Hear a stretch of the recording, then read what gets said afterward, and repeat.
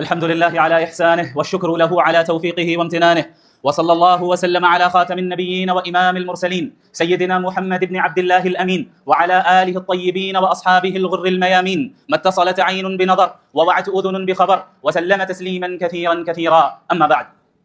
فأعوذ بالله من الشيطان الرجيم. بسم الله الرحمن الرحيم. ولكن كونوا ربانيين بما كنتم تعلمون الكتاب وبما كنتم تدرسون. صدق اللہ العظیم. عزیز طلبہ، یہ میرے لیے بڑی سعادت کی بات ہے کہ اللہ رب العالمین نے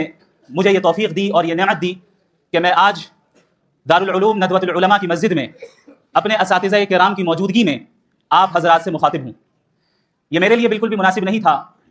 کہ میرے اساتذہ کرام نیچے تشریف فرما ہوں اور میں کرسی پر بیٹھے رہوں، اور نہ ہی میں اس بات کی زیادہ جرأت کر سکتا ہوں کہ اپنے اساتذہ کرام کی موجودگی میں بہت زیادہ لب کشائی کروں. لہٰذا اپنے اساتذہ کے حکم پر میں آپ حضرات کے سامنے چند باتیں مختصر انداز میں عرض کرنا چاہوں گا. جو آیت کریمہ میں نے ابھی آپ کے سامنے پڑھی،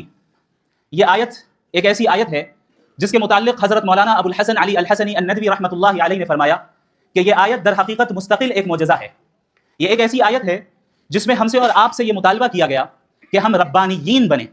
اور حضرت نے اس طرف اشارہ فرمایا کہ آخر کیا وجہ ہے کہ لفظ ربانی کا ہی انتخاب اللہ نے فرمایا. یہ بھی کہا جا سکتا تھا کہ علماء کا لفظ استعمال کر لیا گیا ہوتا یا کوئی اور لفظ استعمال کر لیا گیا ہوتا، لیکن اللہ نے ربانیین کا لفظ استعمال کیا. ربانی وہ شخص ہوتا ہے، ربانی وہ عالم ہوتا ہے، ربانی وہ فرد ہوتا ہے جس کے اندر جو خود تربیت یافتہ بھی ہو اور دوسروں کی تربیت کرنے کی صلاحیت بھی اس کے اندر پائی جاتی ہو. یہ وہ شخص ہوتا ہے جو دین کی تعلیم بھی حاصل کرتا ہے اور دینی تعلیم کی نشر و اشاعت کے لیے جد و جہد بھی کرتا ہے اور اپنا احتساب بھی کرتا رہتا ہے اور اپنی ایمانی قوت میں اضافہ کرتے رہنے کی کوشش کرتا رہتا ہے. لہٰذا قرآن کریم کی یہ آیت ہم سے اور آپ سے یہ مطالبہ کرتی ہے کہ ہم اگر کسی ادارے میں اور بالخصوص دارالعلوم ندوۃ العلماء جیسے ادارے میں طالب علم کی حیثیت سے موجود ہیں تو ہم یہاں اس بات کی بھرپور کوشش کریں کہ ہم اپنی شخصیت کس طرح بنا پائیں. جس طرح اللہ رب العالمین چاہتا ہے اس طرح ہم اپنی شخصیت کو کس طرح ڈھال پائیں، کس طرح ہم ایسے افراد بن جائیں جو خود کے لیے بھی سیدھے راستے کی طرف وہ چلنے والا ہو اور تمام انسانیت کو سیدھا راستہ دکھانے والا بھی ہو. چونکہ یہ دین اسلام ایک ایسا دین ہے جو انفرادی دین نہیں ہے بلکہ اجتماعی دین ہے. یہ امت کوئی ایسی امت نہیں ہے جسے صرف اپنے لیے بھیجا گیا ہو، بلکہ یہ امت وہ امت ہے جسے تمام انسانوں کی ہدایت کے لیے بھیجا گیا. اور یہی وجہ ہے کہ قرآن کریم میں اللہ رب العالمین نے فرمایا کہ کنتم خیر امۃ اخرجت للناس. یہ نہیں کہا کہ تمہیں صرف مسلمانوں کے لیے نکالا گیا، یہ نہیں کہا کہ تمہیں صرف تمہارے گھر والوں کے لیے بھیجا گیا یا تمہارے خاندان والوں کے لیے بھیجا گیا یا تمہاری اپنی ذات کے لیے بھیجا گیا. نہیں، تم تمام انسانوں کے لیے بھیجے گئے ہو. اس ذمہ داری کو سمجھنا ہے اور اس کی اہمیت ہمیں جاننا ہے اور اس کی قدر ہمیں کرنا ہے. کیونکہ پوری دنیا آپ کی محتاج ہے. پوری دنیا کو ایسے افراد کی ضرورت ہے جو اسے تاریکیوں سے نکالے اور ہدایت کی طرف لے آئے، اور یہ کام ظاہر ہے آپ حضرات کے کندھوں پر اس کی ذمہ داری ہے. اللہ رب العالمین کا فضل ہے کہ آپ حضرات اس ادارے میں پڑھتے ہیں، اور میں سمجھتا ہوں کہ میرے لیے میرے والدین کا جو سب سے اہم اور سب سے صحیح فیصلہ رہا اور سب سے صحیح ڈیسیجن رہا وہ فیصلہ یہ تھا کہ انہوں نے میرا داخلہ دارالعلوم ندوۃ العلماء میں کروایا. دارالعلوم ندوۃ العلماء کسی عام مدرسے کی طرح ایک مدرسہ نہیں ہے، بلکہ یہ ایک فکر ہے، ایک مشن ہے، ایک مقصد ہے اور ایک منہج ہے جس کو اختیار کر کے ہم موجودہ زمانے میں حالات کے تقاضوں کا لحاظ رکھتے ہوئے پوری امت بلکہ پوری انسانیت کی صحیح رہنمائی کر سکتے ہیں. دارالعلوم ندوۃ العلماء ہی دراصل سبب ہے ان تمام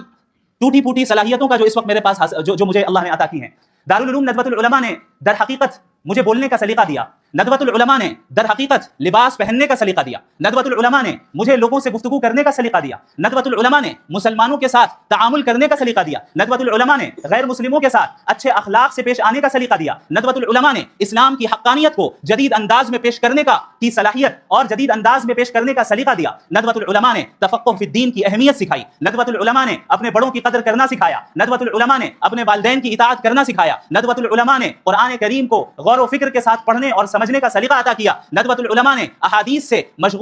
کے ساتھ مشغول رہنے کا سلیقہ سکھایا. ندوۃ العلماء نے یہ بتایا کہ تم صرف دیندار نہیں بلکہ باشعور دیندار ہو. ندوہ صرف دینداری کا نام نہیں ہے، ندوہ انسان کے اندر شعور کو پیدا کرتا ہے، ایک ایسا شعور پیدا کرتا ہے جس شعور کی اس امت کو ضرورت ہے اور اس امت کے ہر فرد کو اس شعور کو اختیار کرنا ضروری ہے. حضرت مولانا ابو الحسن علی الحسنی الندوی رحمۃ اللہ علیہ نے فرمایا کہ یہ کافی نہیں ہے کہ ہم اور آپ صرف دل سے مومن بنیں بلکہ دماغ کا مومن ہونا بھی ضروری ہے. صرف دل کا مومن ہونا کافی نہیں ہے کہ آپ جذبات میں آئیں اور جذباتی انداز میں بات کریں اور جذباتی انداز میں دین کی اشاعت کریں اور صرف جذباتیت کا ہی مظاہرہ کریں، بلکہ ضروری یہ بھی ہے کہ ہم اور آپ عقلی طور پر اور انٹلیکچوئل سطح پر باشعور ہوں۔ میں بغیر کسی فخر کے تحدیث بن نعمت کے طور پر اور اس کمال کی نسبت اللہ رب العالمین کی طرف کرتے ہوئے اور اس کے بعد اپنے اساتذہ کی محنتوں کی طرف کرتے ہوئے میں یہ عرض کرنا چاہتا ہوں کہ ابھی جو مناظرہ ہوا اس مناظرے کی ویڈیوز میں آپ نے کمنٹس پڑھے ہوں گے، آپ نے لوگوں کے تاثرات دیکھے ہوں گے اور سنے ہوں گے۔ ابھی میں دلی کے ایئرپورٹ میں تھا، وہاں پر چند غیر مسلمان میرے پاس آئے اور انہوں نے کہا کہ ہمیں بڑی خوشی ہوئی کہ آپ نے مذہب کا مقدمہ رکھا اور اس انداز میں رکھا کہ ہمیں تعجب ہوا کہ کوئی مدرسے کا اسٹوڈنٹ بھی اس طریقے سے بات کر سکتا ہے۔ آپ ناراض نہیں ہوئے، آپ نے اس شخص کی شخصیت کا خیال رکھا، آپ نے ان کا احترام کیا۔ میں بغیر کسی مبالغے کے یہ کہتا ہوں کہ یہ سلیقہ مجھے ندوۃ العلماء نے عطا کیا، یہ سلیقہ مجھے میرے اساتذہ کرام نے سکھایا، یہ وہ سلیقہ ہے جو مجھے ان حضرات کی جوتیاں سیدھی کرنے کی برکت اور نتیجے میں حاصل ہوا، یہ وہ سلیقہ ہے جسے اللہ نے اپنے فضل سے عطا کیا باوجود اس کے کہ میں اس کا اہل نہیں تھا اور اس کے لیے میں غیر مستحق تھا۔ ذالک فضل اللہ یؤتیہ من یشاء واللہ ذو الفضل العظیم۔ میں جب ندوۃ العلماء میں آیا تو چند اہم چیزیں میں آپ کے ساتھ شیئر کرنا چاہتا ہوں، اور یہ بھی صرف اس لیے کہ آپ کو ترغیب ملے کہ آپ کو اس ادارے میں رہ کر کس طرح دین کا کام کرنا ہے اور دین کو سیکھنا ہے۔ میں ایک ایسے گھرانے سے تعلق رکھتا ہوں جہاں الحمدللہ مالی حالات بھی مستحکم ہیں اور اسٹیبل ہیں، اور میرا جو لائف اسٹائل رہا ندوۃ العلماء میں آنے سے پہلے وہ مدرسے کے لائف اسٹائل سے بہت مختلف تھا۔ جب میں نے ندوۃ العلماء میں داخلہ لیا تو مجھے یہاں پر بہت سی پریشانیوں کا سامنا کرنا پڑا۔ مثال کے طور پر لکھنؤ کی گرمی سے کون واقف نہیں ہے، اور میں اس بات کا عادی تھا کہ دن کا اکثر حصہ میں ایئر کنڈیشن روم میں گزارتا تھا۔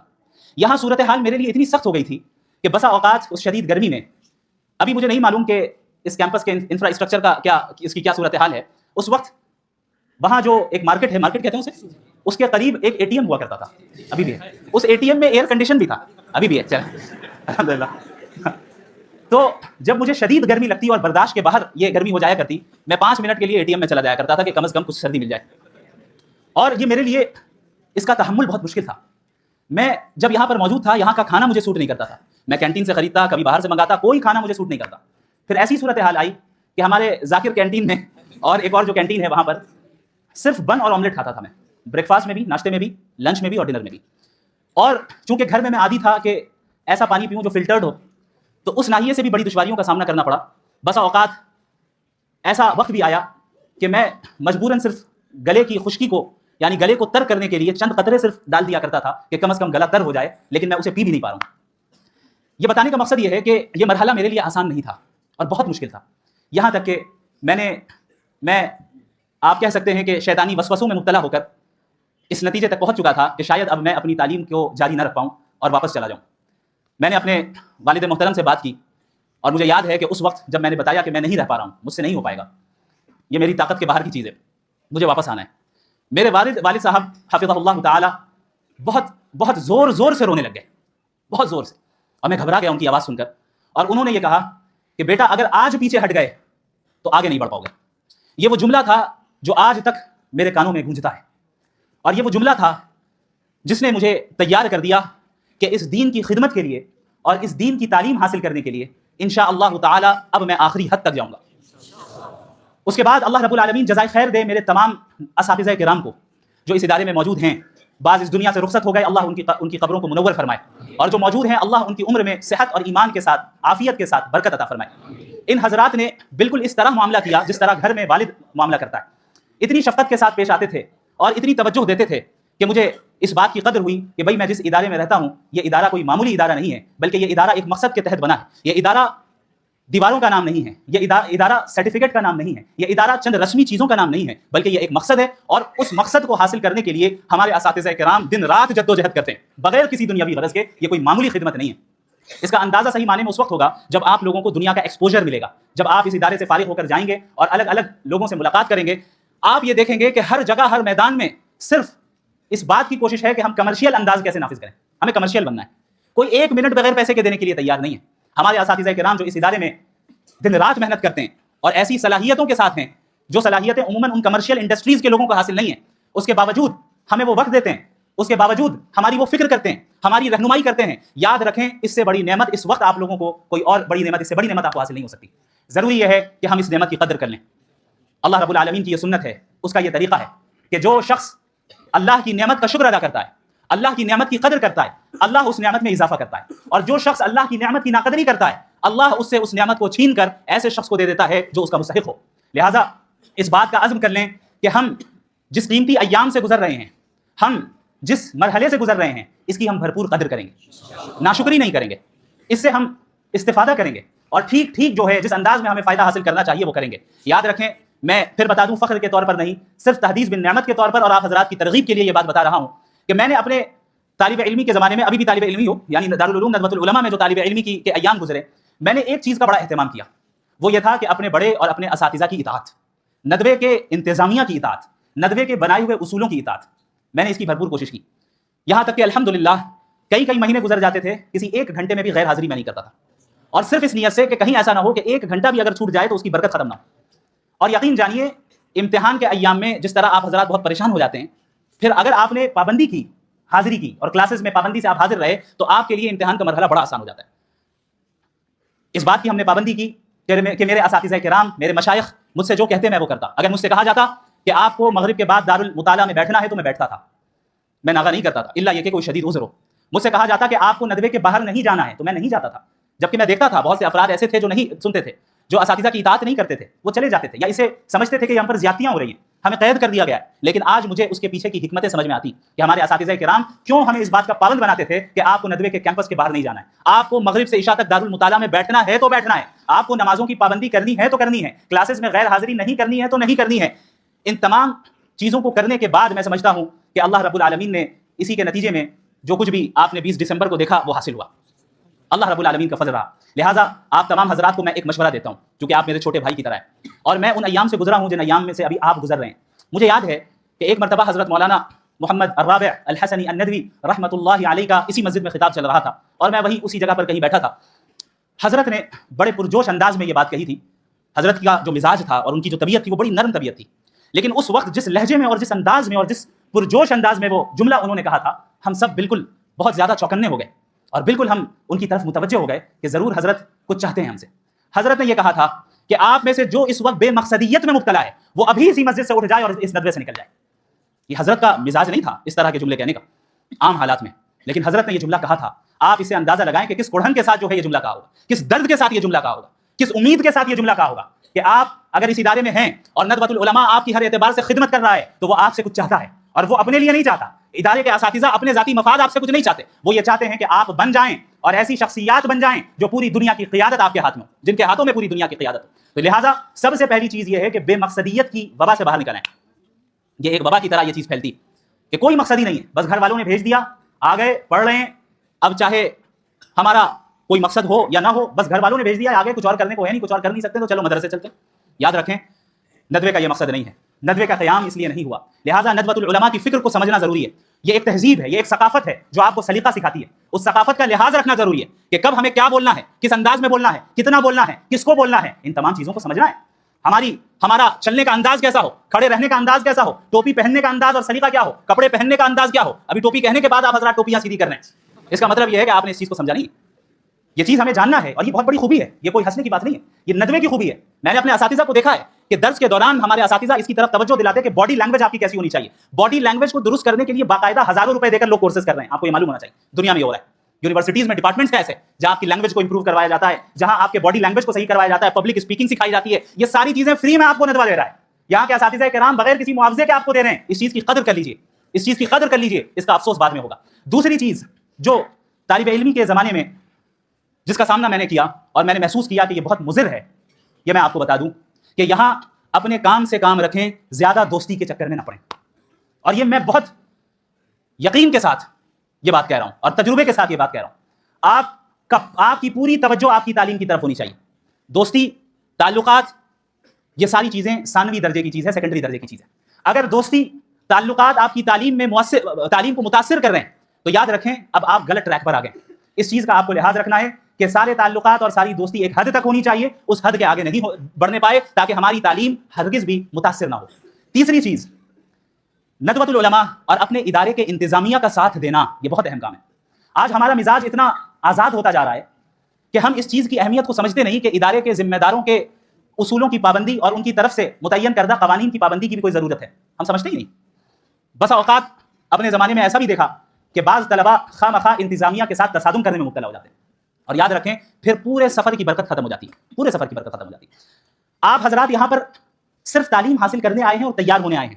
ابھی آپ کے ذمے پوری دنیا کی اصلاح کا کام نہیں ہے، آپ کے ذمے ادارے کی اصلاح کا کام نہیں ہے۔ ادارے کی اصلاح کے لیے بڑے موجود ہیں، اساتذہ موجود ہیں، اور جو قوانین وہ سیٹ کرتے ہیں وہ آپ کے فائدے کے لیے کرتے ہیں، اگرچہ وہ فائدہ آپ کو نہ سمجھ میں آئے۔ یہی مثال میں نے مناظرے میں دی تھی، یاد ہے؟ انہوں نے کہا کہ بھائی اس کے پیچھے کیا حکمت ہے؟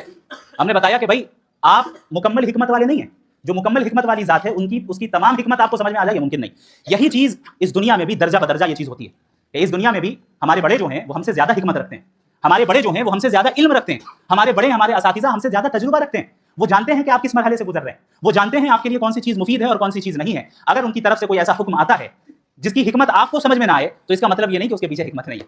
بلکہ حکمت موجود ہے۔ لہٰذا انتظامیہ کا ساتھ دیں، اپنے علماء کا ساتھ دیں، اور اس کی برکت میں قسم کھانے کے لیے تیار ہوں آپ اپنی زندگی میں دیکھیں گے،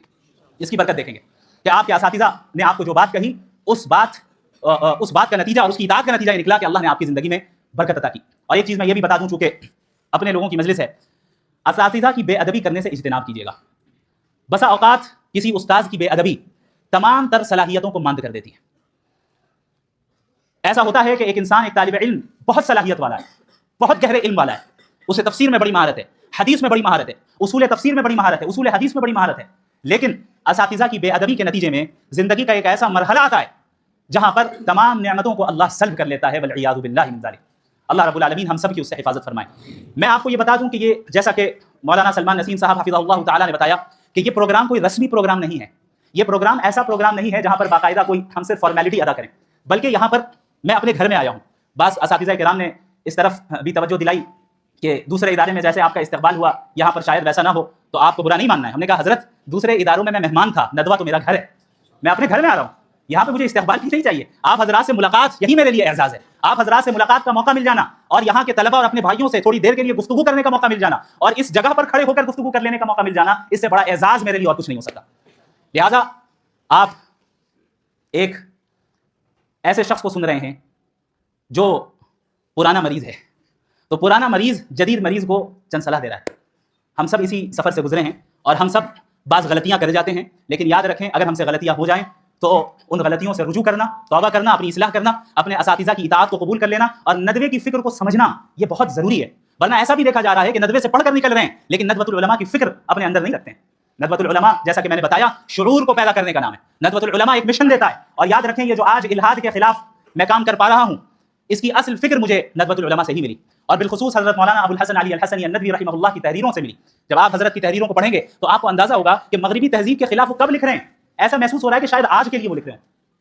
انہوں نے ہی فرمایا کہ مجھے یقین ہے کہ اگر آج ابو حنیفہ، امام مالک، امام شافعی، احمد بن حنبل رحمہ اللہ اجمعین بھی زندہ ہوتے تو شاید تھوڑی دیر کے لیے فقہ کی تدوین کو بھی روک دیتے اور الحاد جدید اور مغربی تہذیب کے مقابلے میں لگ جاتے۔